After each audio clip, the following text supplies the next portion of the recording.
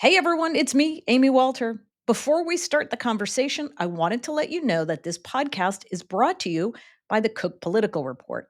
If you're interested in more of our great content, consider signing up for our free newsletter, In Brief. Look for the link in our show notes.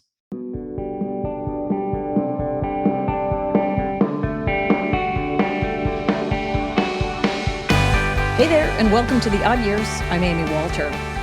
Way back in the late 1990s, Cook Political Report founder Charlie Cook had an idea to rank all 435 congressional districts by their partisanship. That is, whether a district is more Republican or more Democratic. That way, we'd be able to see, at a quick glance, which members of Congress represented districts that were either slightly or strongly partisan. For example, whether a certain Republican representative was in a very solid Republican seat or one that was only slightly red, or even one that was blue or blue-leaning. Thus was born the Cook PVI, which stands for Partisan Voting Index. And since 1998, we've released a new edition every 2 years. This admittedly very geeky undertaking is also something we get really excited about because it can not only tell us the partisanship of every district, but with more than 25 years of data, we can see how districts have shifted over the years. The person behind the Cook PVI and how it all works is my talented colleague David Wasserman, our senior editor and elections analyst. I invited him on to explain in his very clear way what the Cook PVI is, how we calculate it, what we learned from it for 2025, and what it may tell us about elections in 2026. Dave and I talked on Wednesday, April 9th. Here's our conversation. Well, hello, Dave Wasserman. How are you? Hey, doing well. How are you? Uh, I'm a little chilly. This is why April to me can be frustrating. I get way too excited for the onset of summer and then remember that we live in Washington and there's always a week or two of 30 plus degree weather. It's the great fake out. It is the great fake out. But we are here to talk about one of our very favorite things, which is the Cook PVI, Partisan Voting Index, which has been around now for more than 25 years. And Dave, you have dug into this data like no one else and understand it like no one else. So, for those who are not quite familiar with what it is or why they should care about it, can you just give us an overview? Sure. Well, Amy, you're the OG PVI person because you were around pretty close to the start of when we started putting these scores together. But the Partisan Voting Index is an attempt to measure the partisan lean of every single district and state against the nation as a whole. And although there are a lot of election results that are important for understanding how a district or state performs, at the state legislative or gubernatorial level or Senate results, only the presidential race allows for total comparability across state lines. And so what we do is we take the two most recent presidential election results and we take a weighted average. And so the most recent race, in this case 2024, gets three times as much weight as the second most recent race, 2020. And we take a look at what the national two-party share for each party in the popular vote was.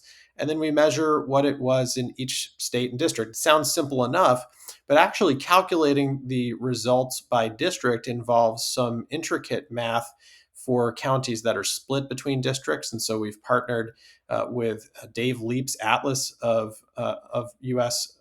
Elections. And in the past, we partnered with a firm called Polidata.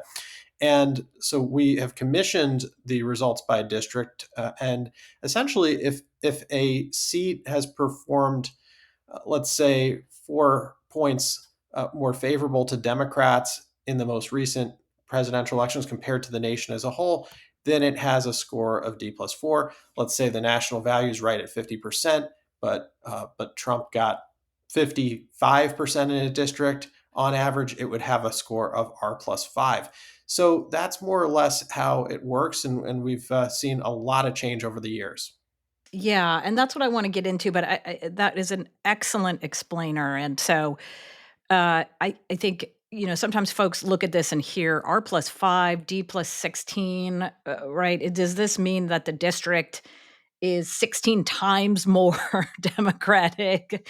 No, what it means is that if you as you said, it's a great way to compare all 435 districts against a common result, right? Which is the presidential election result. So that if you are looking at a district and deciding, well, is this district actually competitive or not?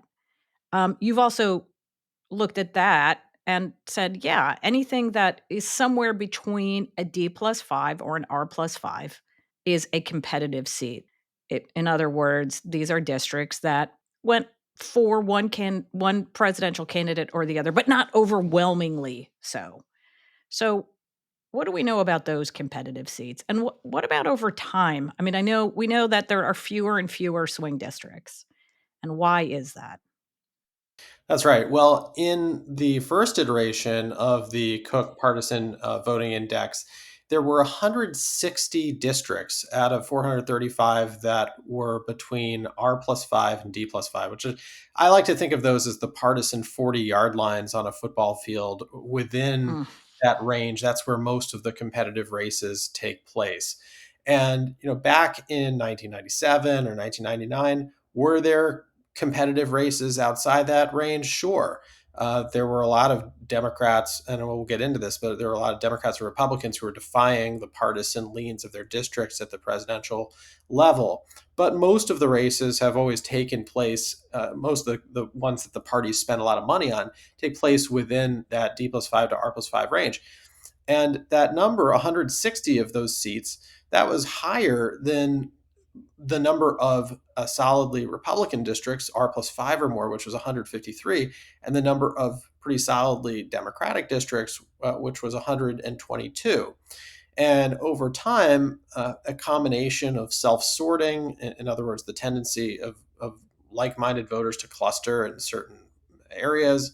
I would argue the kind of the information, the prevailing informational ecosystem in given regions of the country that kind of push softly committed voters towards the dominant viewpoint wherever they live, and then also redistricting. They've all kind of worked hand in hand to eviscerate the count of swing seats. And in 2019, we saw that hit an all-time low of just 71, which was a 57% decline from the 164 that we had in 1999. And we saw the number of swing seats tick up after 2020 because there were a lot of districts, for example, in Texas, uh, or districts in suburbs around the country that became less reliably Republican than they had been. And then redistricting tamped that number back down to 82 as the parties that controlled redistricting drew predominantly safe seats. And in this year's PVI report, we saw the number of swing seats rebound slightly to 87. And most of that change was coming out of the D plus 5 or more column. And what happened is that Donald Trump made inroads with working class non white voters. And some of the biggest PVI shifts that we saw were in majority Hispanic and majority non white urban districts in general. Most of those are safe Democratic seats, but a few of them fell below that D plus 5 threshold, which resulted in a handful more swing seats. And it's important to note that 87 number, that's still only a fifth of the House. that's right. So that the actual, number of competitive seats has continued to shrink, but as you said, we are also becoming, in some ways, less geographically polarized, at least when it comes to districts that are overwhelmingly um, non-white, districts that have a significant minority population. So can you give us some examples of that? Places where Trump did considerably better in 2024 than he did in 2020?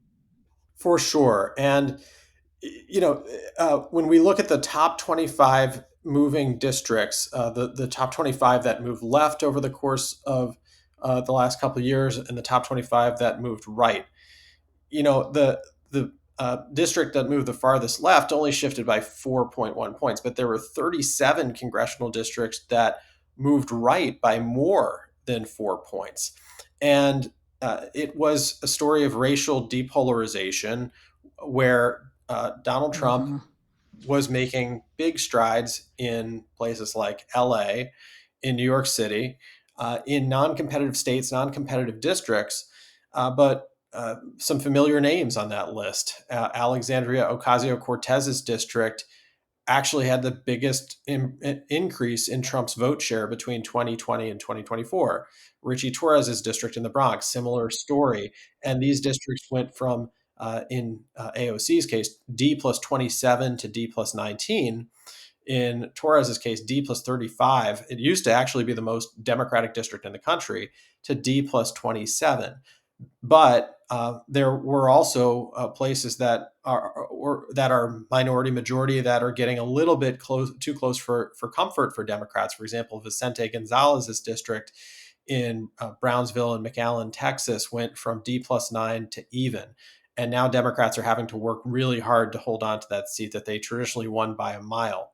Or look at some of the districts in South Florida that used to be safe Democratic seats. And in fact, when Governor DeSantis and Republicans adopted a congressional map in 2022, they basically wrote those seats off.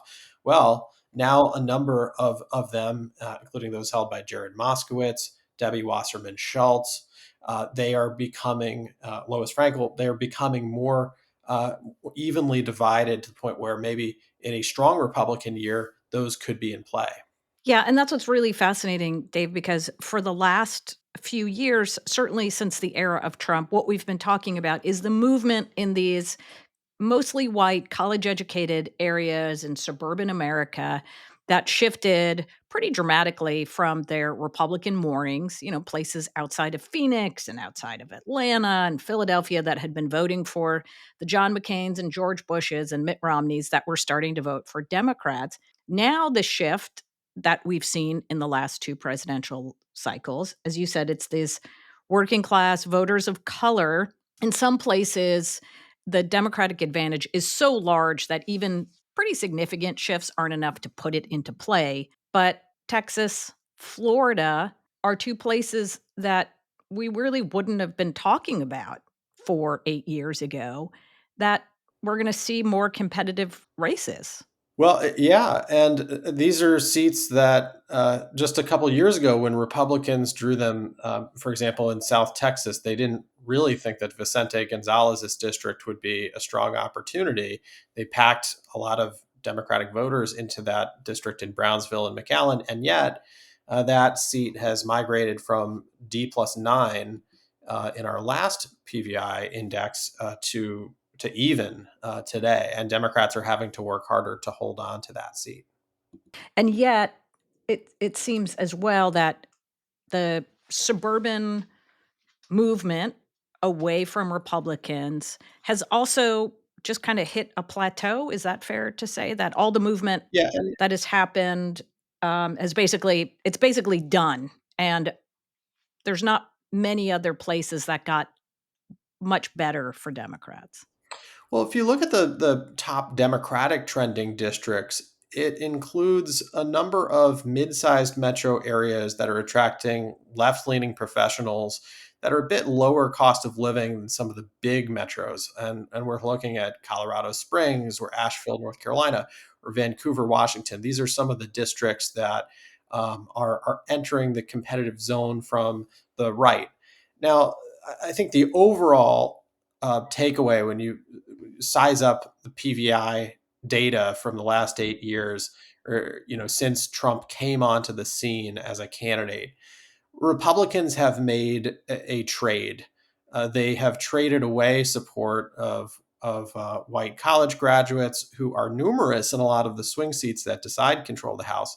in exchange for greater support among those kind of a melting pot of moderate non-white voters who are working class, and they were attracted to Trump's message on the economy, but they are disproportionately concentrated in those heavily urban and less competitive seats. And in a way, it has opened new possibilities for expansion for the Republican Party, but in terms of the distribution of House seats, it's been a bad trade for Republicans because just 10 years ago, the median congressional district in our index was 3 points to the right of the nation as a whole, R plus three. And in fact, there were 239 districts when Trump first took office that were to the right of the nation as a whole. And that aligned pretty closely with the 241 seats that Republicans came in with in 2017. Today, it's fascinating. Trump actually won the exact same number of congressional districts in 2024 that he did 8 years prior in 2016, even while he flipped the popular vote in his favor.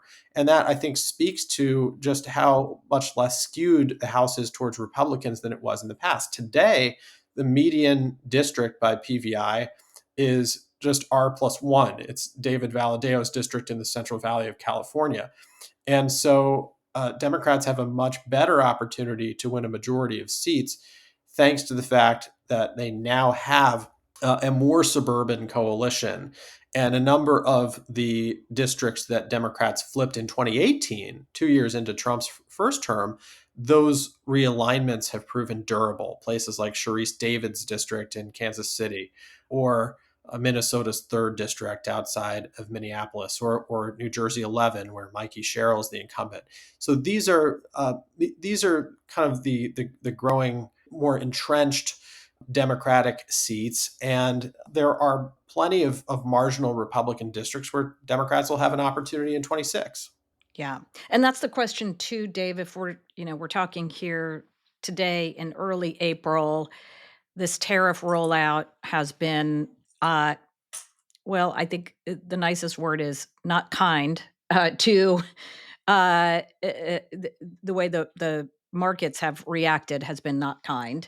And obviously, there are discussions among economists about its impact further into the year, including the probability of a recession going forward. And you have to wonder then if what we're looking at going into 2026 is a battered economy and possibly recessionary moment, how many of these districts could Democrats put into play? As you said, there aren't that many that are within the competitive range. There are no Republicans who sit in an overwhelmingly Democratic seat.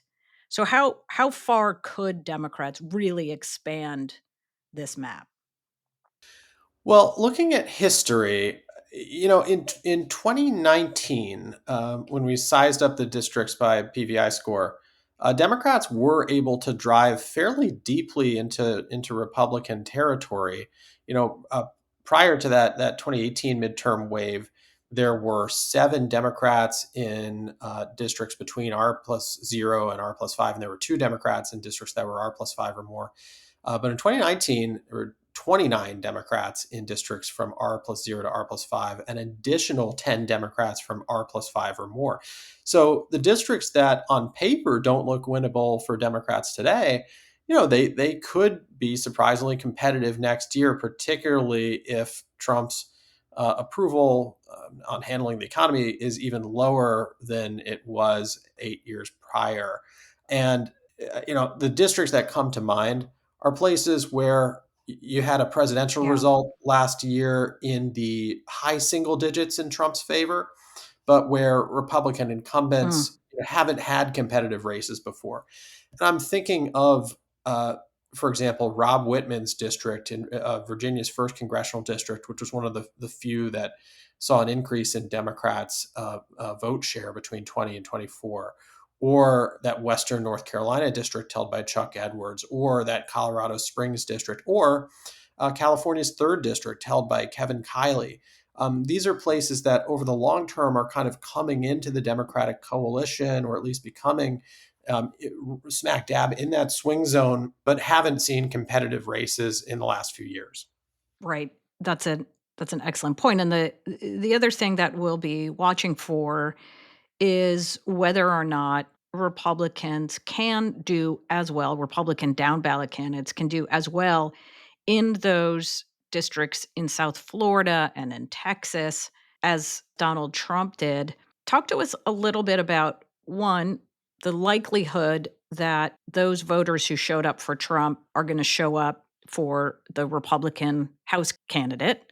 And two, whether, a really bad economy could turn what were significant inroads by Republicans in these communities, actually turn it around. Those are great questions. Look, Republicans are facing a litany of midterm problems already, and we're still more than a year and a half away from the midterm elections. Yeah, we're not even 100 days into the first. That's that's right, and that's probably the best thing that can be said for Republicans is there is time. But look, there are a Yeah, couple problems that you touched on. First is that fundamentally Trump's base, they're not reliable turnout voters for anyone other than Trump. And we saw that in 18. We saw that to some extent in 2022 when Republicans, yeah, underperformed their expectations. And we saw it in 2024, frankly, when a number of Trump's voters didn't bother voting for Republican candidates down ballot, costing them key Senate races and a handful of House districts. There were 13 districts that voted for Trump, but also voted for a Democrat for Congress. So that's one part of it, and more than other presidents in the past, Trump's appeal is more about him and less about a broader a party that is part of and parcel of a movement. And the second problem is that Trump's inroads, as you alluded to, were based on feeling thermometer voters, people who were fundamentally evaluating their choice based on the economy and inflation and the fact that things cost 20% more than they had 4 years prior when Biden was initially sworn in. And if they're not seeing that golden age that Trump promised in their paycheck or their investments, then they are more likely to hedge and behave in a thermostatic way against Republicans. And although independent voters make up a smaller share of the electorate in midterm years than in presidentials, if they really flip against Republicans in a big way, then that could lead to pretty severe losses. yeah. And it's also interesting, Dave, as you pointed out, with those suburban seats that were Republican pre Trump, have now settled pretty solidly into Democratic districts. But you do wonder if some of these, again, heavily Hispanic districts, especially in the South and Southwest, even if there's a recession or the economy does not come back to the golden age, as you said, do you think they don't snap back to being as democratic, right? Or, like, does it leave it then still in a sort of a swingy sort of district? In other words, Republicans may not be able to count on these voters in a midterm year, or that they have them firmly in their camp.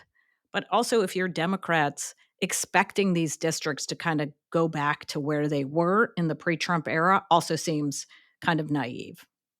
That's right. And what happened in 2024 was Trump carried a lot of voters who had long been assumed to be Democrats based on where they lived and their ethnicity and their disdain for Trump, frankly, in 2016 when his rhetoric was more racially polarizing uh, than his message in 20 or 24 was.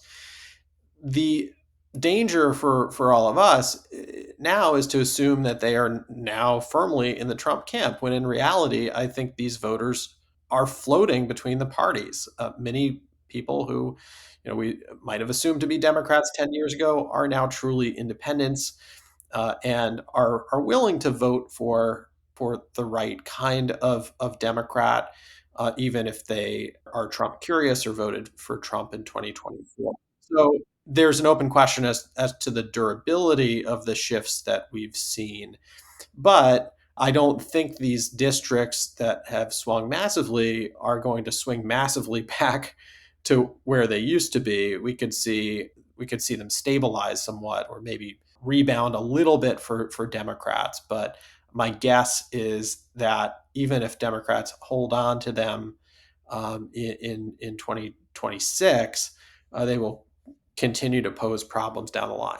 Right, that they do swing a little bit more, and interestingly enough, they may be more swingy than the sort of suburban swing districts. I guess that's the other side of the coin, Dave. Is it should Republicans just assume that, as you said, the suburban Kansas City, the suburban Philadelphia, the suburban Atlanta, that those districts, they're not coming back? I do remember talking to Republicans after 2020 or going into 2020, and their assumption was, well, Biden is going to, do so much damage to the economy that those sort of fiscally conservative voters, maybe socially more progressive, fiscally more conservative, are going to come back home to Republicans, maybe not to Trump, but eventually will come back to Republicans. Is that a fair assessment? Well, when you drill down on what happened at the precinct level in a lot of these more suburban districts, whether it is Hennepin County, Minnesota, or Johnson County, Kansas, or even Fairfax County, Virginia, what's fascinating is that, Mhm. yes, Trump held his ground among those white college graduates, and the highest income earners in these places, in those highest income precincts. He didn't really gain ground. He didn't really lose ground.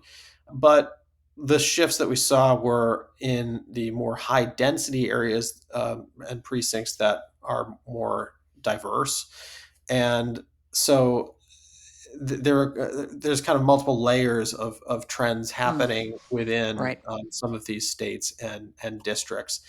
And I think it's premature to say that the bottom has stabilized for Republicans in these kinds of places. There still are congressional districts that Republicans narrowly won in 2024, with a lot of suburban voters, whether it is in Colorado's 8th, or in Pennsylvania's 10th district. And those are really going to be Mm, the decisive House seats next year. right. Dave, you've seen a lot of House races. You have been involved with the PVI for quite some time.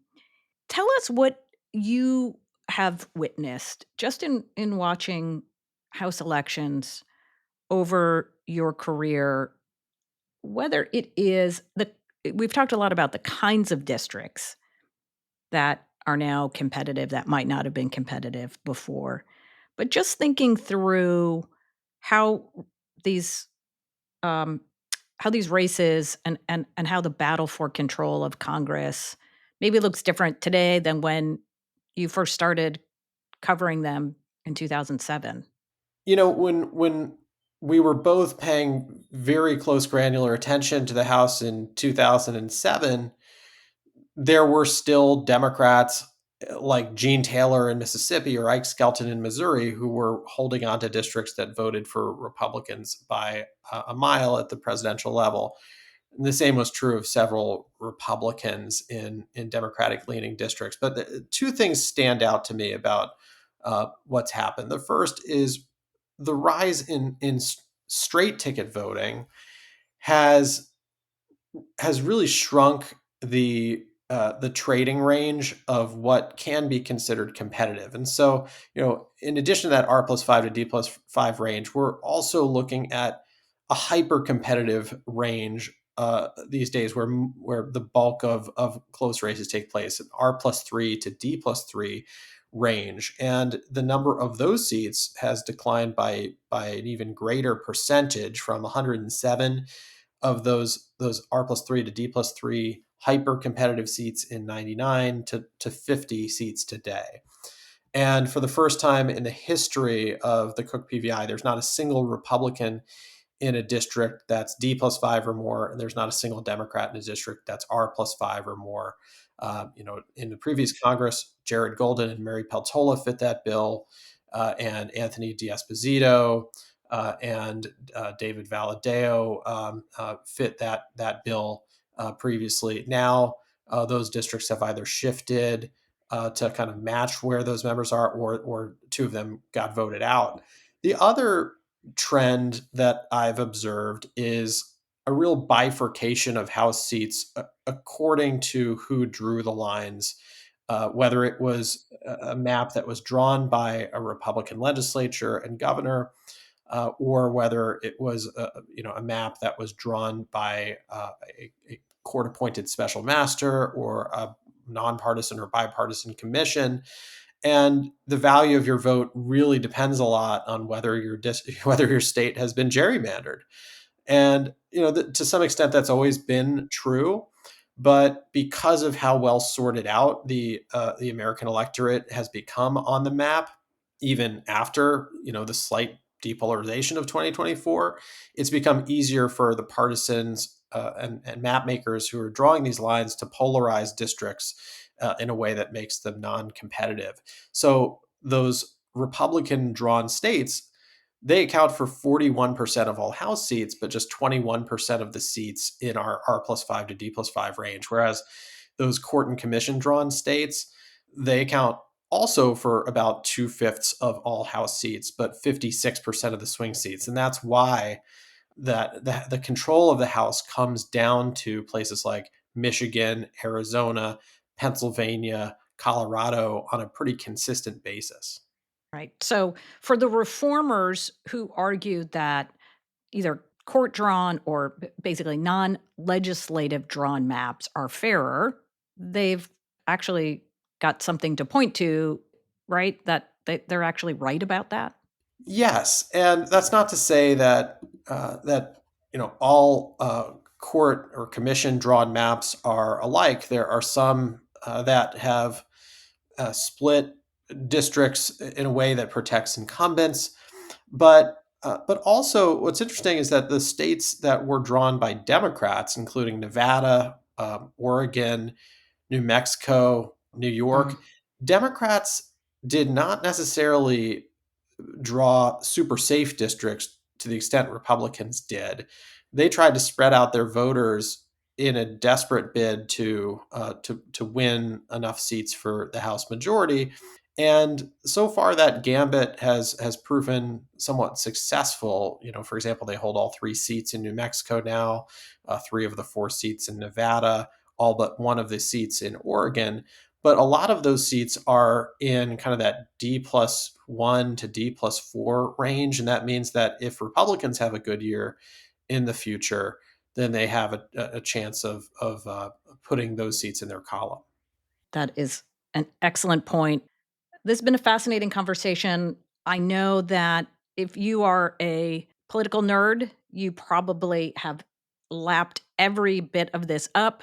And I'm hoping that for those of you, maybe who don't think of themselves necessarily as political nerds, you were able to take away some really substantive stuff. Because, Dave, I think you do an excellent job of making this approachable and to helping people who want to understand politics better, who want to understand why members of Congress behave like they do, why they run campaigns like they do. So I thank you for that, and I know that our listeners thank you for that as well. Well, thank you for the trust you've placed in me and our team in putting together analysis of the PVI over the years. It's something that you and Charlie Cook pioneered in the late '90s. And I also want to give a shout out to our chief operating officer, Ali Flynn, who did just a phenomenal job putting together all of the graphics in the full report year after year. And I highly recommend checking those out. I do too. Guess what, everybody? You can see all of this at cookpolitical.com. And when you want to see the charts, the graphs, the historical comparisons, all of that for over 25 years worth of data on cookpolitical.com, subscribers get access to such a treasure of information. And you've put it in a fantastic context. So thanks so much. All right. Take care. Thank you so much for listening to The Odd Years. If you liked what you heard or want to make a suggestion, leave us a review or recommend us to a friend. You're our best way to get the word out about what we do. And if you want more from the Cook Political Report, consider becoming a subscriber. Go to cookpolitical.com/subscribe. Listeners can use the discount code ODD10, that's ODD, the number 10, to save 10% on any subscription. This offer is available only to new subscribers. The Odd Years is brought to you by the Cook Political Report and is produced by Becca Kaufman.